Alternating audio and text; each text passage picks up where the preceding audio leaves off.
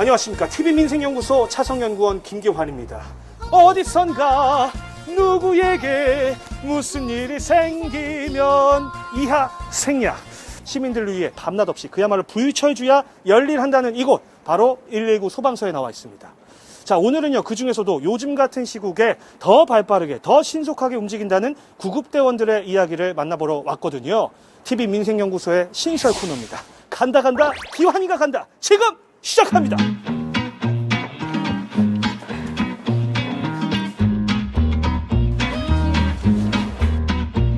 야, 이 냄새가, 이 맛있는 냄새가 이 마스크를 뚫고도 지금 들어와요.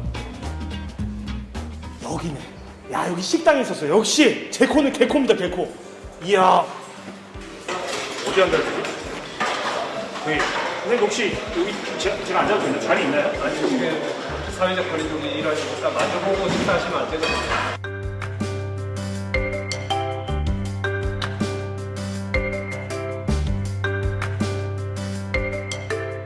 근데 방금 이제 옆에서 그 사회적 거리두기를 말씀하셨는데, 그러니까 원래는 마주 보면서 다 같이 식사를 하신 게 맞죠? 예, 코로나19로 인해서 이제 이렇게 마주 보면서 식사를 못하게 저희 소방서 지침으로 이제 이렇게 하고 있습니다.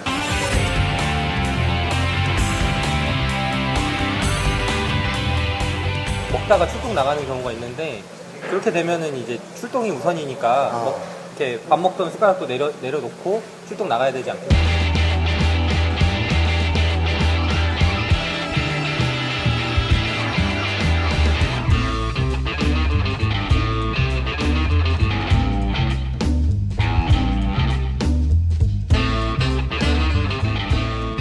자, 우리 시민분들의 안전 지킴에 중랑소방서 구급대원 두 분과 함께 좀 말씀을 더 나눠보도록 하겠습니다.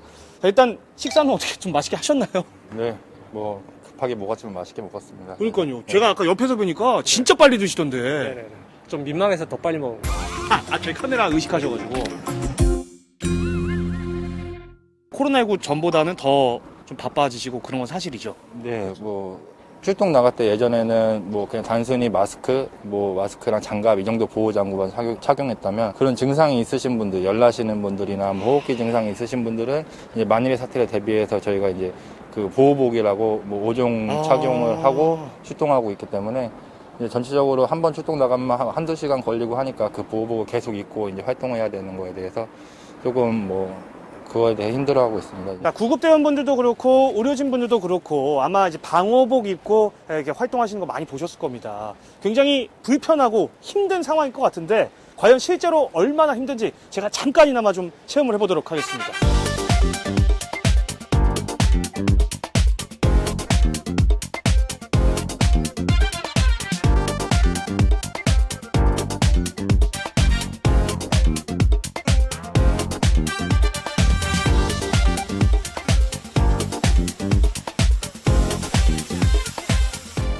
지금 한 15분? 한 20분 정도 된 것 같아요. 그거밖에 안 됐어요? 체감은 한 150분에서 200분인데. 웃어요, 피디님? 이게 보는 거랑 다르다니까. 이거 직접 해보면 여전히 호흡이 아직 적응이 안 돼. 야, 이거 호흡도 힘들고 이거 생리현상도 지금 이게 바로 그 설상가상.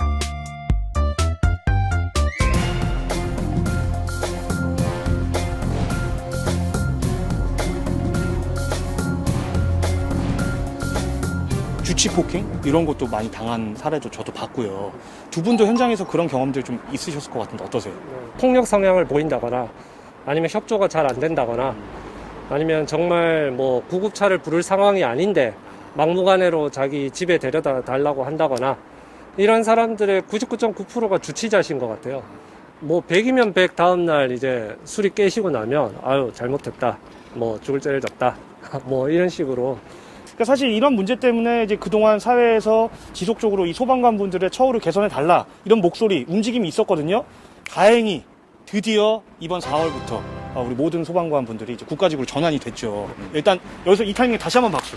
이게 정말 경이로운 일입니다. 진작에 됐어야 되는데. 기존의 이 국가직화라는 게 평상시에 재정 여건이 열악한 좀 지방 시도 작은 도시에 있는 우리 동료 대원들이 좀 더 나은 여건에서 이제 소방관으로서 자부심을 가지고 일할 수 있는 여건이 마련됐다는 점에서는 굉장히 좋은 일인 것 같습니다. 네. 근무를 하면서 정말 요것만큼은 진짜 실질적인 어떤 좀 개선책이 좀 나왔으면 좋겠다. 이런 부분들이 있을까요? 예전에 제천에서 화재가 났을 때 그 화재 진압에 관련된 인명 구조와 관련된 지휘를 잘못한 것에 대해서 형사적으로 어떻게 고발을 당하고 또 민사적으로 고발을 당하고 이런 문제가 있었는데 그 현장에서만 그 상황에서만 느낄 수 있는 그런 여러 가지 정보들로 알 수 있는 정보들로 판단을 했을 건데 형사처벌까지 받을 수 있다라고 한다면 좀 저희 활동에 제약이 생기지 않나 하는 문제가 있고요. 진짜 응급하신 분들, 뭐 심정지 환자분이거나 아니면 진짜 교통사고가 크게 나신 분들이나 이런 분들이 지금 빨리 고든타임을 지키기 위해서 대기하고 있는 구급차이기 때문에 비응급 환자분들을 줄여서 진짜 응급 환자분들이 위해 대기하고 있는 구급차가 됐으면 좋겠습니다.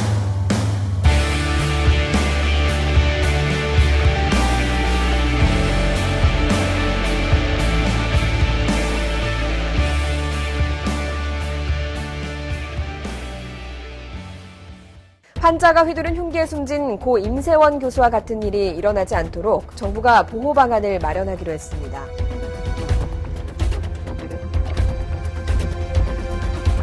폭력을 당할지언정 다칠 수는 있다는 생각은 해봤지만 죽을 수도 있다는 생각은 해본 적은 없거든요. 없던 선택지가 생긴 것 같아요.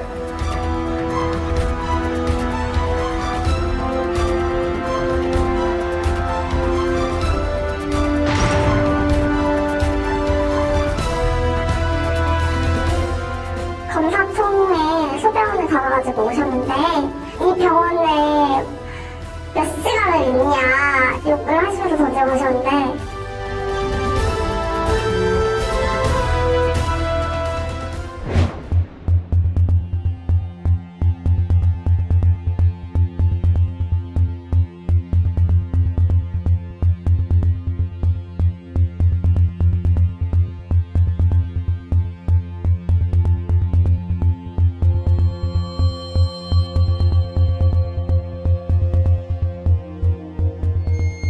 모르는 사람이 어디 있겠어요. 특히 이제 정신과 의사들 같은 경우는 집단이다 우울했던 것 같아요. 저는 임 교수님하고 뭐 개인적인 친분은 사실 없었거든요. 근데도 임 교수님 꿈을 며칠을 꿨던 것 같아요. 한 이틀, 3일은 임 교수님이 꿈에 계속 나오셨었어요.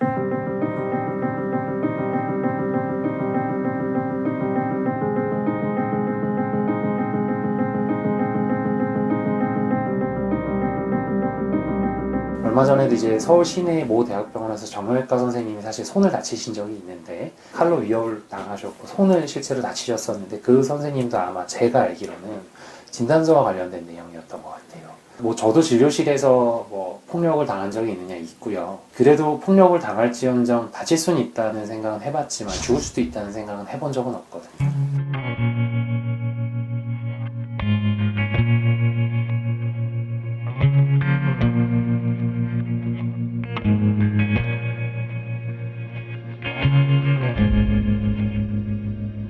실질적으로 당장의 안전을 지켜줄 수 있는, 담보할 수 있는 어떤 장치들도 필요한 건 사실이죠. 비상벨, 대피 공간, 보안 요원, 이 세 가지는 사실은 그 임 교수님 사건이 터지자마자 모든 의사들이, 그러니까 굉장히 많은 의사들이 사실은 이야기했던 부분이에요. 그런 거라도 있어요, 사실.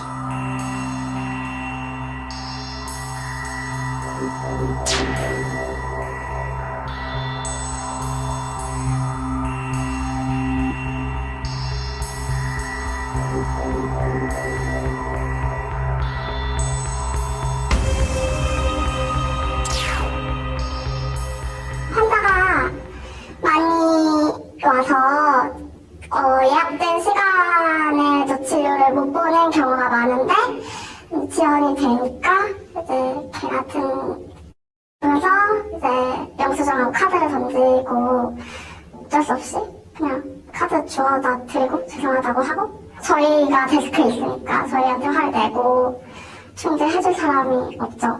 욕을 하셔도 네.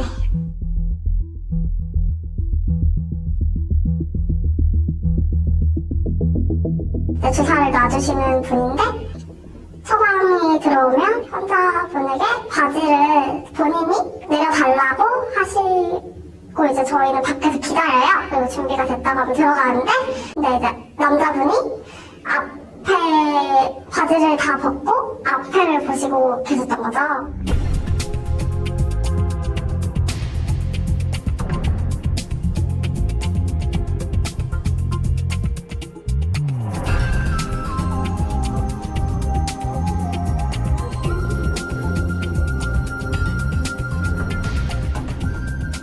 실제로 신고는 한 10분의 1 정도밖에 신고를 하질 않습니다. 그러니까 신고를 한 거는 굉장히 심한 그냥 사건이고요. 그렇지 않고 나머지는 거의 뭐 10분의 9는 그냥 묻혀 있는 겁니다.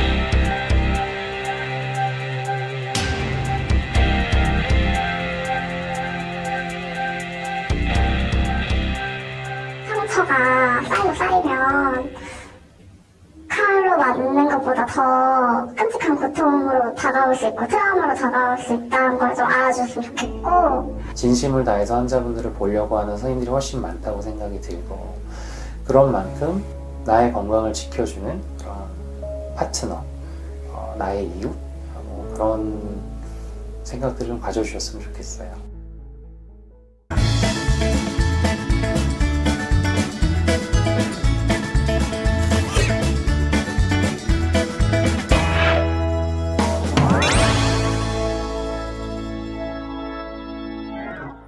비정규직이라는 이유로 안전화, 안전벨트, 안전모 하나 없었고, 제가 사실 사건 현장에 첫날에 갔을 때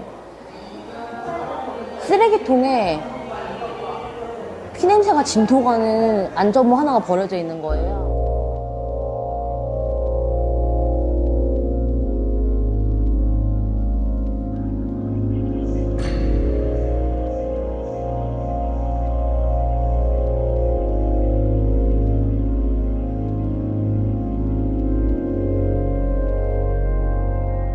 작년 4월 10일이었고요.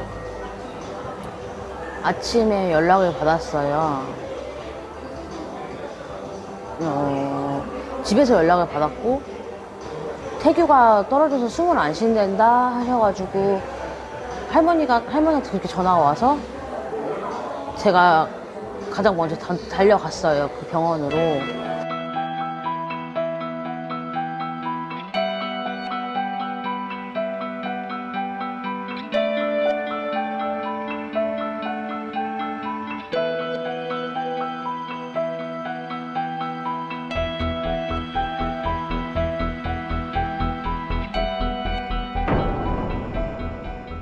이게 제가 찍은 거거든요, 직접. 이 박스 하나를 남자 둘이서 옮기려다가 이쪽에서 혼자 틈에서 떨어졌다고 첫 번째 증인은 얘기했었고, 다른 사람은 이 박스 한 개를 굳이 태규가 이 뒤쪽으로 가가지고, 여기 이 틈새가 27.5cm예요, 여기. 이제 내려가는 걸 기다리다가 혼자 구석에 있다가 뚝 떨어졌다라고 얘기를 했고, 목격자들 진술이 다 달라요.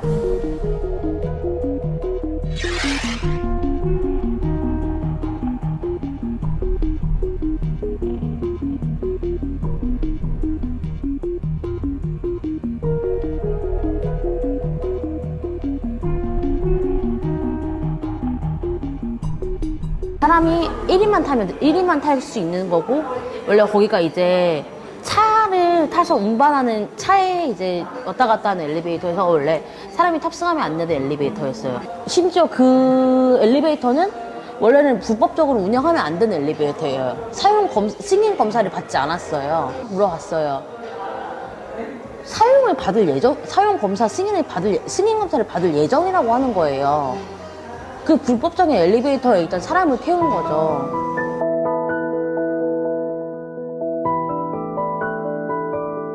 관계자들한테 안전모 어딨냐고 물으니까 모르겠대요. 쓰고는 있었냐고 하니까 모르겠다는 거예요. 그래서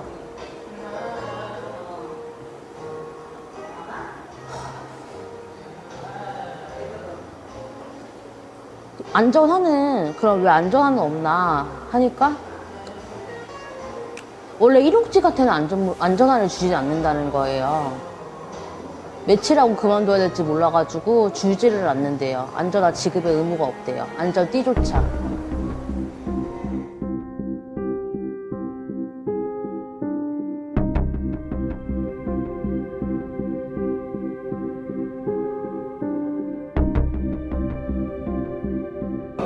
비정규직이라는 이유로 가장 높은 곳에서 5층에서 일 시켜놓고서는 아무것도 지급하지 않았다는 거죠. 진짜 처참하더라고요. 현장 갔는데 앉아보면 그냥 다 바깥에 다 나뒹굴어져 있고, 그럼 자기들은 다 안전화랑 안전복 다 가지고 있고 다 입고 있고, 근데 이게 일용직이라는 이유로 줄 의무가 없다고 딱 얘기를 하는데, 그럼 일용직이었으면 이렇게 짐승만도 못하게 죽어야 되나? 라는 생각이 들더라고요.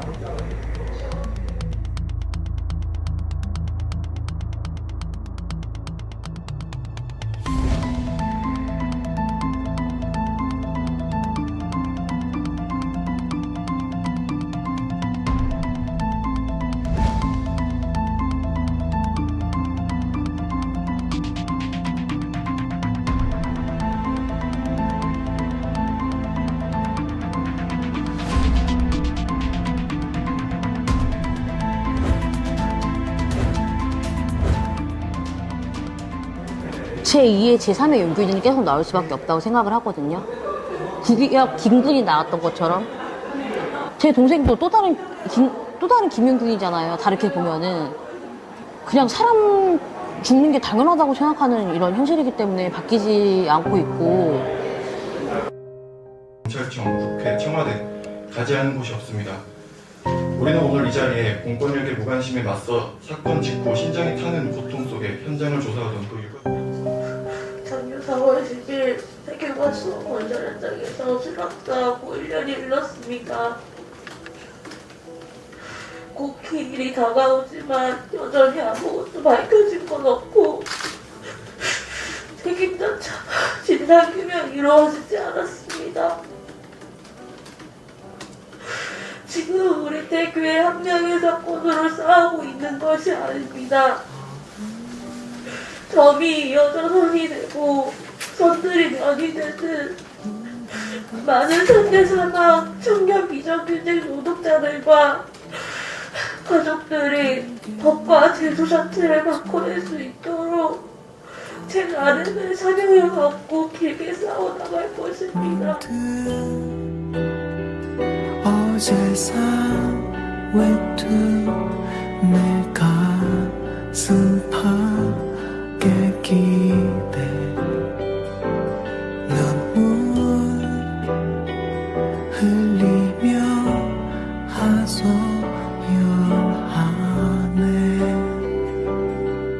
내 말 좀 들어달라고. 나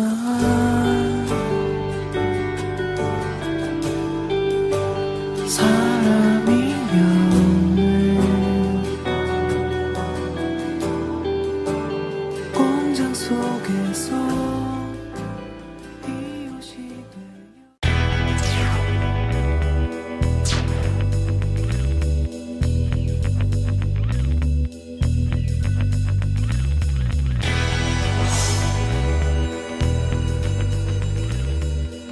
대기업도 쉽게 갈 수 있고 인서울도 쉽게 갈 수 있다. 초등학교 때부터 은행원이라는 직업에 흥미가 있어서 상업계곡을 진학을 하게 됐죠. 근데 막상 들어와서 고등학교 4학년 공고를 직접 봐보니까 그냥 일반 중소기업 사무보조직이나 아니면 비정규직 그런 것들이 많았고요. 제약회사의 영업관리팀 사무직으로 가게 됐는데 거기도 좀 학력으로 차별을 많이 하셔서 고졸이라는 이유로 급여 차별이나 아니면 진급에 제한을 두는 걸 보게 된 거예요. 고등학교 졸업자이면은 최대 진급이 9급 사원까지라고 하더라고요. 그래서 대졸자이신 분들은 신입인 경우에 어떻게 되냐고 하니까 8급 사원으로 들어오게 되신대요. 아무도 알려준 적이 없었어가지고 너무 무기력하기만 했었거든요. 일을 해서 남들보다 빨리 일을 하는 거니까 경력을 많이 쌓는 거에만 알려주시지 뭐 고졸 차별이 어떻게 있고 그렇게 얘기를 해주신 적이 없어서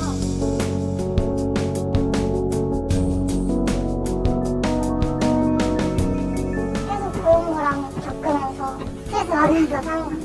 그런 경우도 있었잖아요. 애완동물 기사에 나왔는데 콜센터로 취업해서 자살한 분도 계셨는데 그 기사를 접했을 때 이게 남 일이 아니라 내 일이 될 수 있고 내 친구의 일이 될 수 있다는 생각이 너무 크게 드는 거예요. 그 비정규직 문제나 고졸 차별이나 학생들의 위태로운 노동 환경이나 그런 거 관련해서 조금 관심을 갖고 같이 해결해 나가줬으면 좋겠다는 생각이 있어요. 학교에서 배운 것들을 도움받거나 그랬던 거는 별로 기억이 없어요. 실제 뭐 국어 담당하셨던 선생님이 컴퓨터를 알려주시고 수학을 가르쳐줬던 선생님이 기계를 알려주시는 경우가 다반사인데 실무자들이 직접 교육을 해줬으면 좋겠다는 바람이 하나 있고 학력차별법을 만들어서 학력으로 인해서 차별받는 상황들을 좀 많이 매뉴얼 시키셔서 그런 법을 좀 만들어 주셨으면 좋겠어요.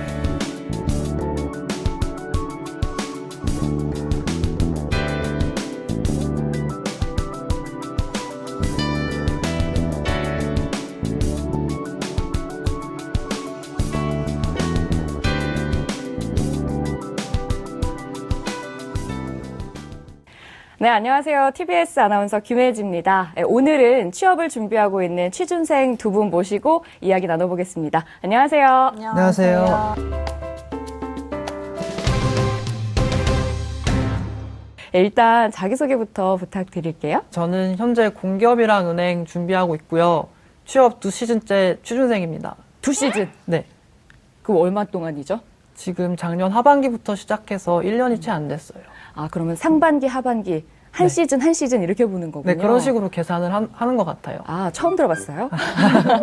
자기소개 부탁드릴게요. 네, 안녕하세요. 전 한 번 취업했다가 그만두고 워킹홀리데이 다녀오고 제 이직을 준비하고 있는 김계윤이라고 합니다. 아, 쉽지 않습니다. 그렇죠. 이게 그냥 취업하는 것도 정말 어려운 일이지만 그만뒀다가 다시 취업하려고 하면 보는 눈도 좀 깐깐해질 것 같기도 하고요. 또 이것저것 살필 게 많아지니까 마음이 조금 더 혼란스럽지 않을까 이런 생각이 듭니다. 오늘 두 분과 이야기 나누려고 제가 좀 생각을 하다 보니까 저도 예전 생각이 좀 나더라고요. 취업 준비할 때 새벽에 일어나서 종로 학원가에 갔다가 또 아카데미가 있는 신촌으로 갔다가 또 강남에 있는 학원을 갔다가 이렇게 정말 많이 돌아다녔던 기억이 나거든요. 이력서나 뭐 공채시험 정말 많이 보셨을 것 같아요. 몇 번 정도 봤을까요? 좀 가능할까요, 쌤이? 자기소개서는 한 20번 정도 쓴 것 같고요. 20번? 네. 그 면접은 2번 봤었고 네. 필기시험은 3번 봤었어요. 면접 볼 때 뭐 재미난 일 없었어요? 아, 제가 처음에 이제 자기소개서에서 제가 준비했던 것들을 말씀을 드렸는데, 그럼 다른 은행 가지 왜 하필 우리 은행 오려고 하냐고 약간 압박 면접을 하시더라고요. 네. 거기서 살짝 당황했던 것 같아요. 흔들렸어요. 네, 흔들렸어요. 그 다음 면접 질문들 잘 안 들어오죠, 그러면? 네, 그렇죠. 아무래도 마음이 흔들리니까. 아, 절대 흔들리면 안 됩니다. 그러니까요. 네. 내가 이긴다. 이력서는 저도 20번 정도 넘게 했고 매번 공채나 공고가 내려올 때마다 매번 수정하는 편입니다. 제가 왜 셀 수 있을까요? 라고 여쭤봤냐면 저는 진짜 셀 수 없을 정도로 많이 떨어졌었거든요. 입사하기 전까지 한 5, 60번? 네, 이력서 쓰고 다 떨어지고 이렇게 했던 것 같아요. 네, 희망을 가지셨으면 좋겠다라는 생각이 들고요.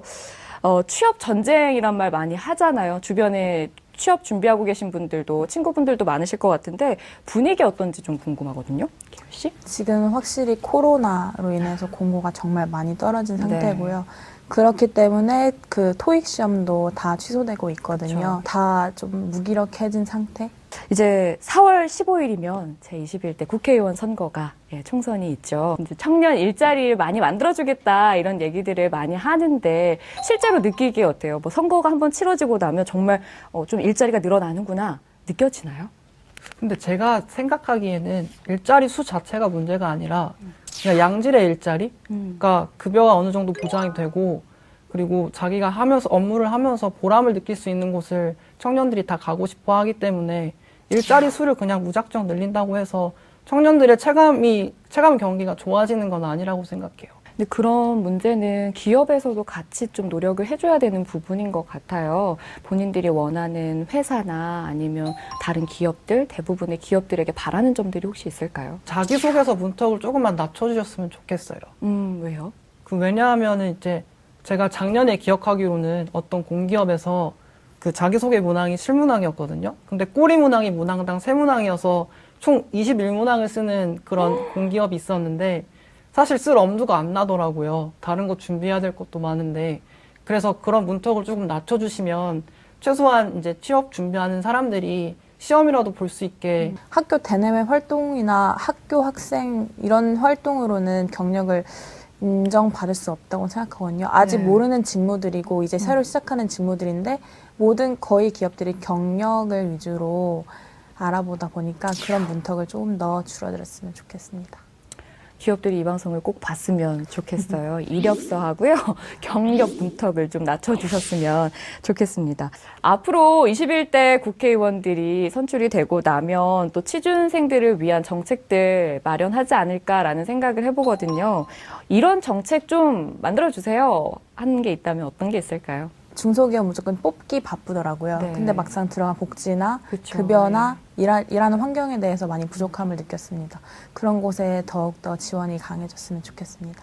마지막으로 나 자신에게 해주고 싶은 이야기가 있다면 취업은 언젠가 때가 되면 할 수 있을 거니까 그냥 포기만 하지 말았으면 좋겠어. 지금 많이 계획과 많이 틀어졌지만 조금만 더 버텨서 너가 가고 싶은 곳 꼭 가자. 화이팅!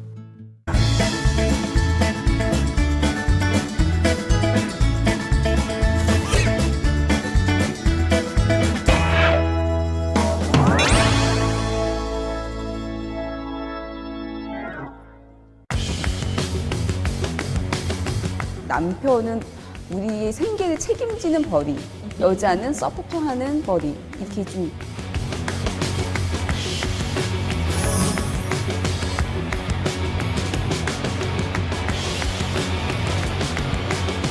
갈 수 있는 직장이 선택의 폭이 너무 좁은 거예요. 고려되는 거 없이 그냥 있으면 가야 되는.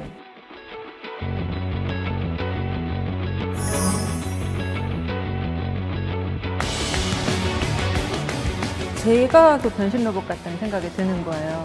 집에 딱 들어오면 어느 순간 로봇이 돼야 되는 거예요. 한순간.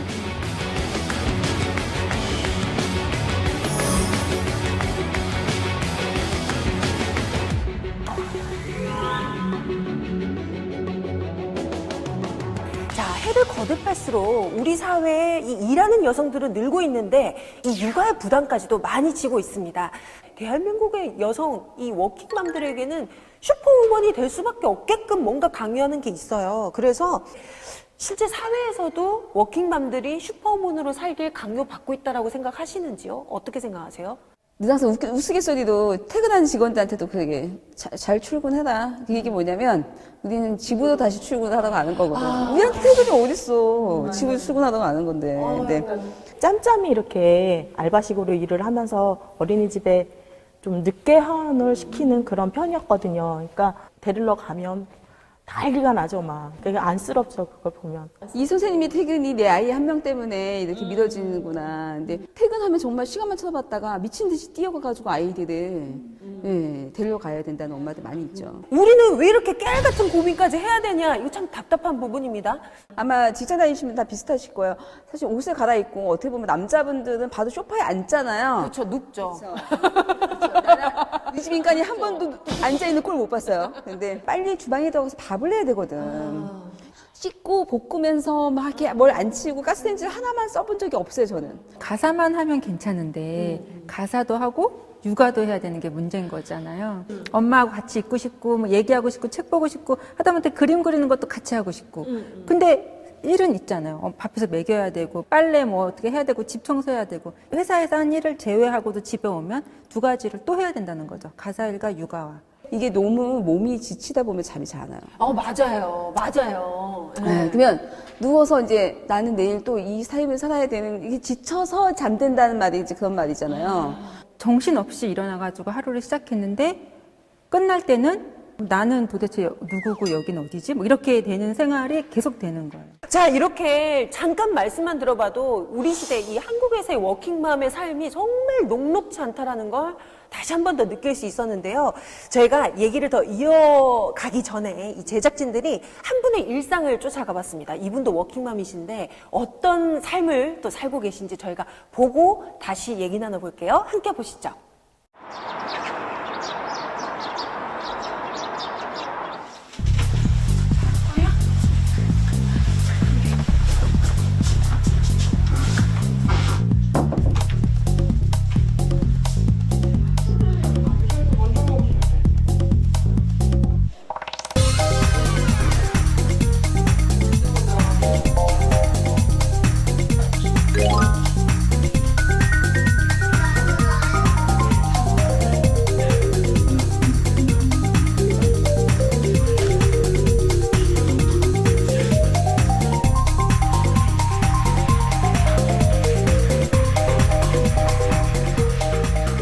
아직은 애기들이 어리니까 손 밥 먹는 것부터 뭐 다 손이 가고, 저희는 이제 양가 부모님한테 육아를 도움을 받거나 이럴 수가 없어가지고 지금처럼 이제 막 코로나 터지고 이러니까 당장 저희가 만약에 그냥 일반적인 그냥 9 to 6 하는 부부였으면 그러면은 사실 지금 상황에서 너무 대안이 없는 것 같아요.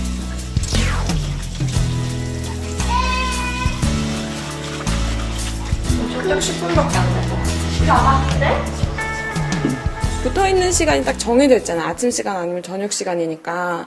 그러니까 뭐 그때 사실은 아이들이랑 최대한 대화를 많이 하려고 해요. 다른 시간에는 있을 수가 없어요.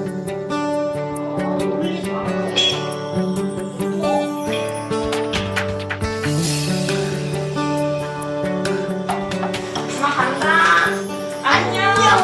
안녕. 바이.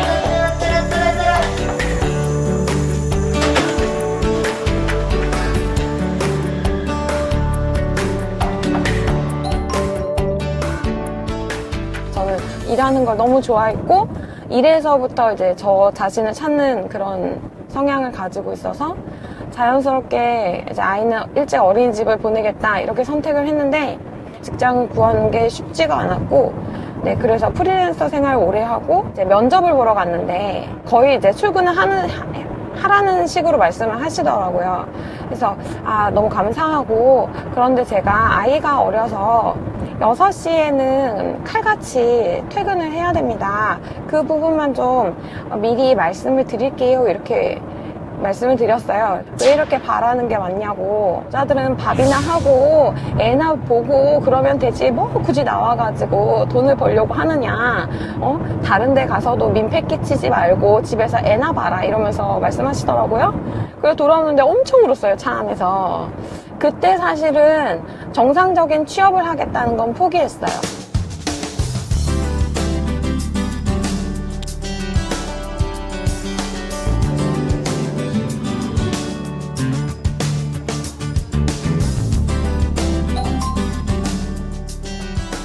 기뻐요. 저는 사실 엄마로서의 저도 너무 행복하지만 일하는 저도 너무 행복하거든요. 저라는 어떤 한 인격체가 가지고 가는 어떤 만족감이고, 엄마로서의 만족감은 이제 아이들을 통해서 느끼는 행복감이나 이런 것들인 거지, 두 개가 완전히 다른 가치인 것 같아요. 그래서 저는 사실 집에서 나올 때는 금방 모드 전환을 해요. 나는 이제 엄마가 아니고 일하는 사람이다 이렇게. 아이들이 아플 때가 제일 문제죠. 아이들이 아파서 어떤 특별한 케어, 예를 들면 심하게는 이제 입원이고, 그렇지 않을 때는 병원이라도 데려가야 되는데, 그런 것들이 사실 회사를 다니는 엄마들한테는 쉽지가 않아요.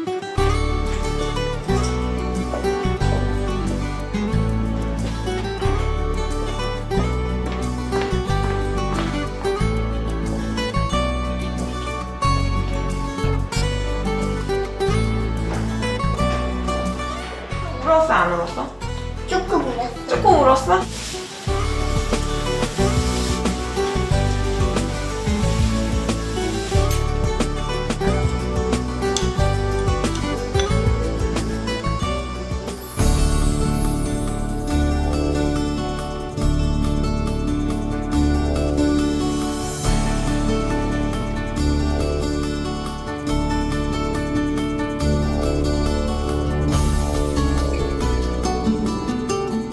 대다수의 선택권이 나 자신에게 있게끔 만들어주는 시스템, 그 시스템이 굉장히 중요한 것 같아요.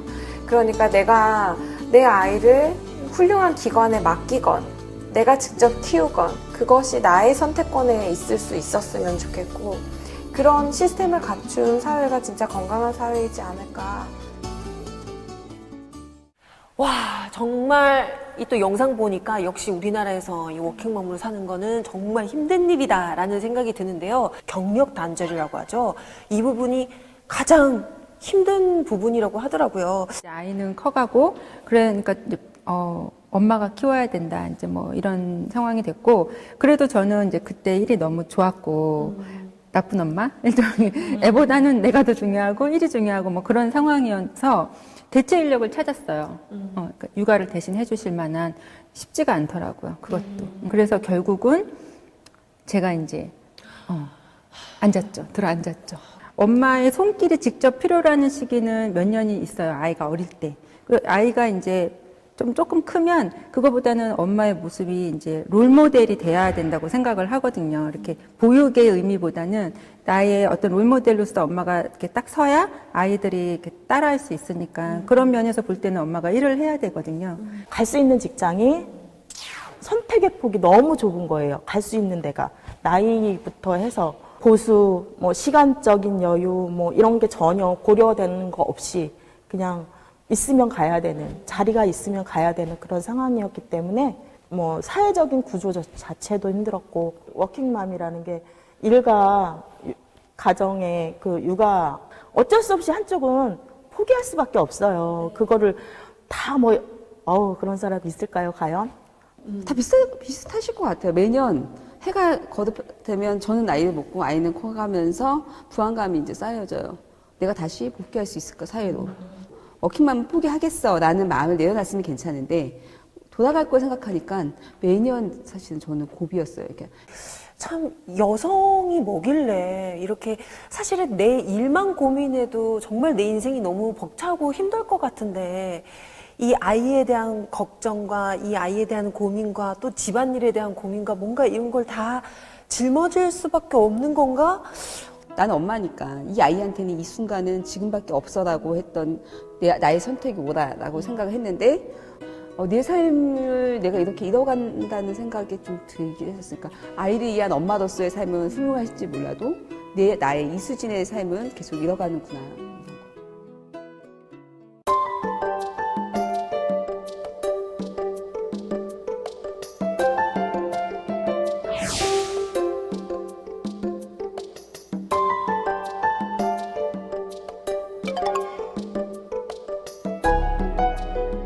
워킹맘들의 95%가 퇴사를 할까 말까를 고민을 하고, 그 중에 가장 이제 고민이 가장 심하고 결정을 하고 이럴 때가 언제냐, 바로 이때거든요. 초등학교 저학년 때, 그리고 유아 때. 이때가 제일 이제 엄마들이 일이냐 아이냐 여기에서 되게 흔들릴 때이기 때문에, 이런 선택을 주게 된다면, 또는 단축 근무를 할 수 있는 그런 여건이 된다면 큰 도움이 될 것 같아요. 이게 종합지원센터라고 되어 있어요. 네네.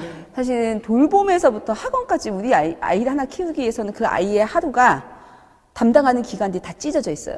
뭐 학교에 돌봄교실도 갔다가, 정규 과정을 또 갔다가, 방과후도 갔다가, 학원에 갔다가, 육아라는 게 이렇게 이 아이 한 명의 일가를 보고서 종합지원센터를 통해서 이 아이들을 컨트롤해야 되는데, 처음에는 그런 부분을 담지 못하더라도 종합인 만큼 그런 것들 하나 둘씩 담아갔으면 좋겠다라는 생각은 드네요.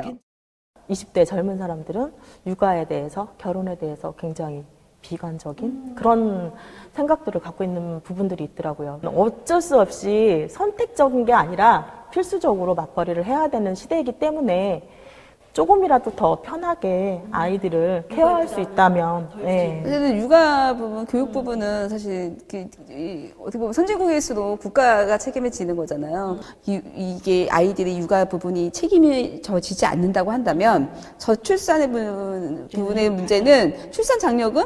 그거 잠깐 받는다고 내 출산의 고통을 덜어줄 수 있나요?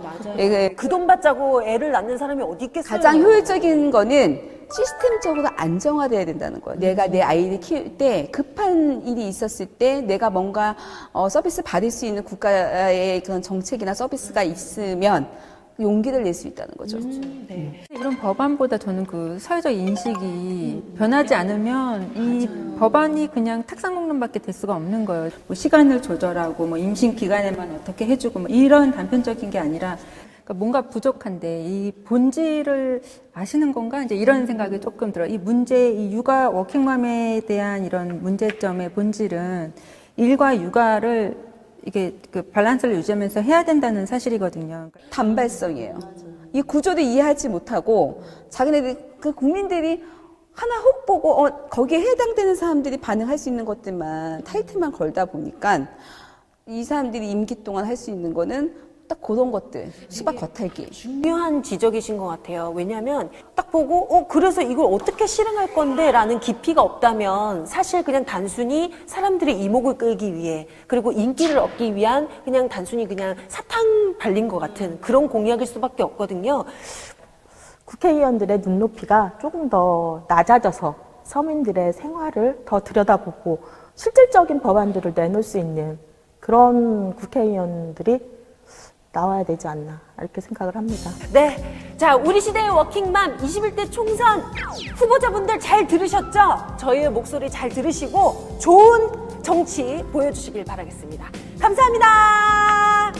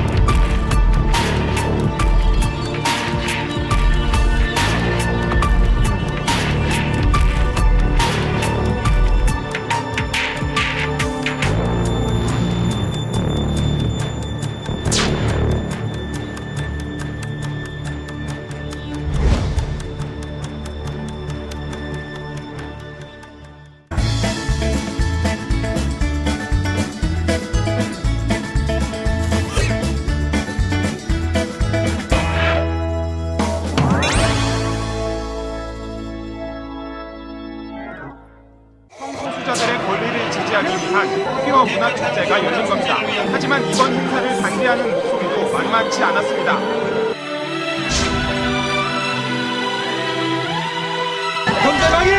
여기 멈춰!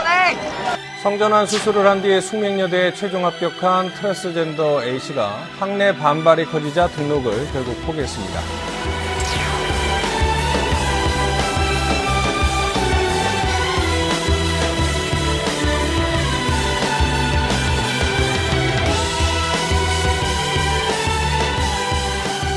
저는 어린 시절부터 우리나라와 국민을 소화하는 군인이 되고 싶은 것이 뿐이었습니다. 저희 성별 정체성을 떠나 제가 이 나라를 지키는 훌륭한 군인 중 하나가 될 수 있다는 것을 모두에게 보여주고 싶습니다.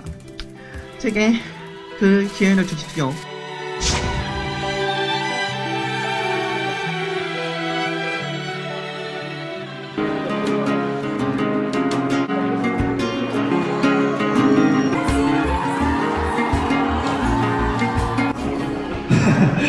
이렇게 정말 너무 평범하죠. 평범하고 소소한 결혼식에 와주신 모든 여러분께 진심으로 감사드립니다. 결혼식을 이제 작년 5월에 진행을 했어요. 그래서 이제 2년 차인 거고요. 이제 만으로는 아직 1년이 안 됩니다. 신혼부부시네요? 네. 성소유자 친구들이 조금 부러워하기는 하더라고요. 이렇게 뭔가 공개적으로 결혼식을 올린다는 것 자체를 자기는 상상도 못 해봤대요. 결혼식을 하고 결혼을 할 수 있다는 것, 그것 자체가 자기한테는 약간 희망으로 다가왔다.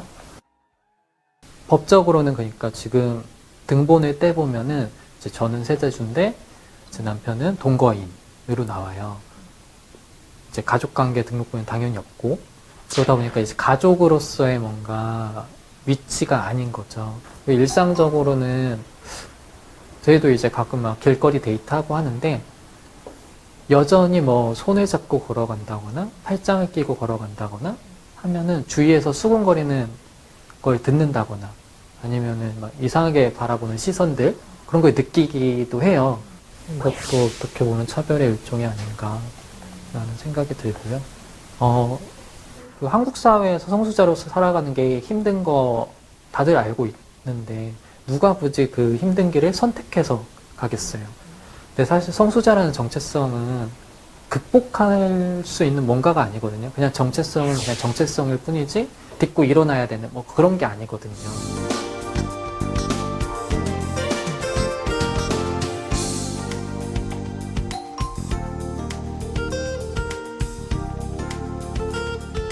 사실 법 자체도 제대로 안 보시는 것 같아요. 법안만 조금만 들여다봐도 저도 다 기억을 하지 못할 정도로 수많은 차별의 사례들이 나열이 돼 있거든요.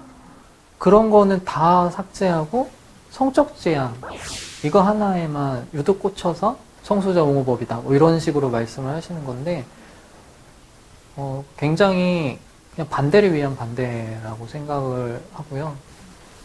저와 제 남편은 결혼을 해서 부부로 살고 있고, 그런데 이제 국가나 제도로부터 부부로서 보호받지 못하고 있잖아요. 사실 이 현실이 차별인 거거든요. 그러면은 차별을 받아서는 안 된다고 했으면 이런 차별을 시정할 수 있도록 노력을 해야 되는 게 정부와 국회의 의무잖아요. 국민인데.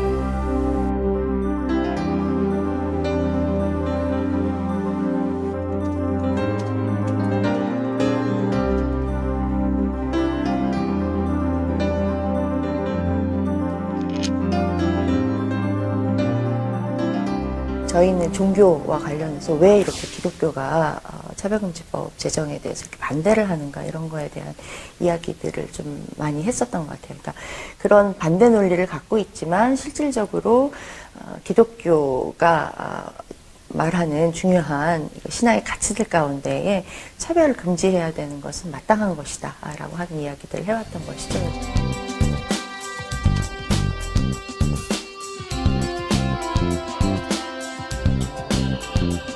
법은 다양한 사람들의 삶을 이해하고 또 더불어 함께 살아가는 세상을 만들기 위해서 반드시 필요한 법입니다.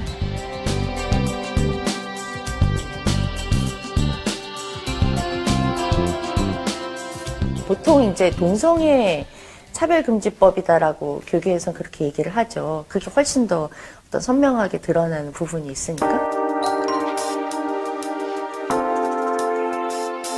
차별금지법에 대한 찬성 입장들을 2008년부터 이제 좀 더 구체적으로 내기 시작을 했었는데, 그때 반론이 엄청나게 쏟아져 왔었는데요.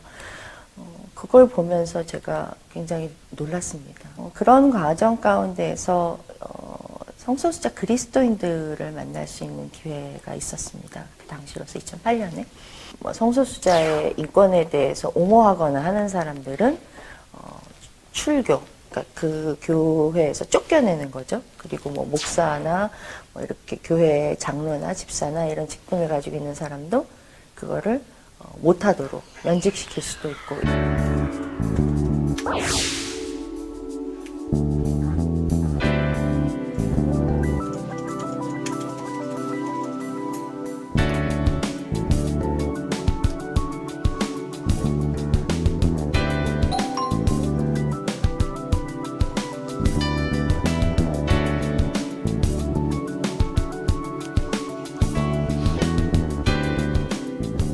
차별이 없는 평등한 사회로 나가는 데 있어서는 민주사회에 있어서는 더더군다나 굉장히 중요한 하나의 계기가 되고 전환점이 되리라고 생각을 합니다. 혹시 특권을 누리고 있거나 차별을 받고 있는 경험이 있나요?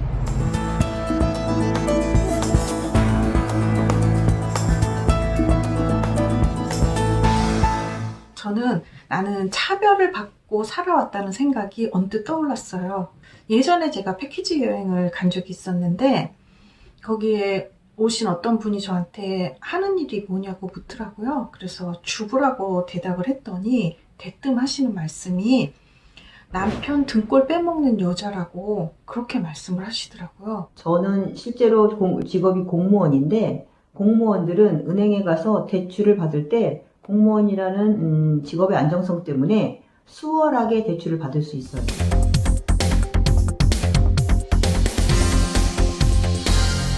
부끄럽지만 솔직하게 그런 경험이 있다고 대답할 것 같아요. 그리고 그 선입견은 겉모습에 대한 거였어요. 예전에 저는 사람 보는 안목이 높다고 스스로 생각해서 얼굴만 보고 사람을 판단하는 태도가 좀 있었어요.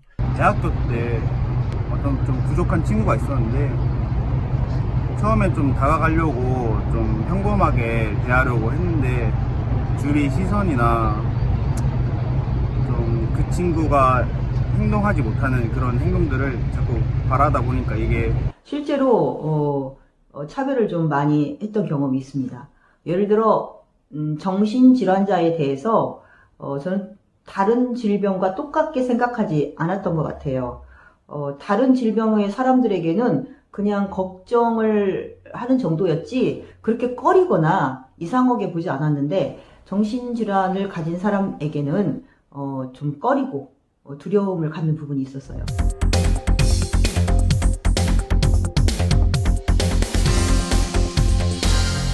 제 아이는 트랜스젠더 남성이거든요. 저는 제 아이와 함께 연중에 여러 지역에 열리는 퀴어 문화 축제를 많이 참석을 해요. 그런데 그럴 때마다 어김없이 어떤 특정 종교의 사람들이 단체로 나타나서 성소수자 당사자들을 향해서 혐오하고 모욕하고 몇천 명의 사람이 종교 집단의 사람이 둘러싸고 저희를 때리고 옷을 찢고 직접적으로 안경을 부러뜨리고 못 가게 막고 이랬습니다.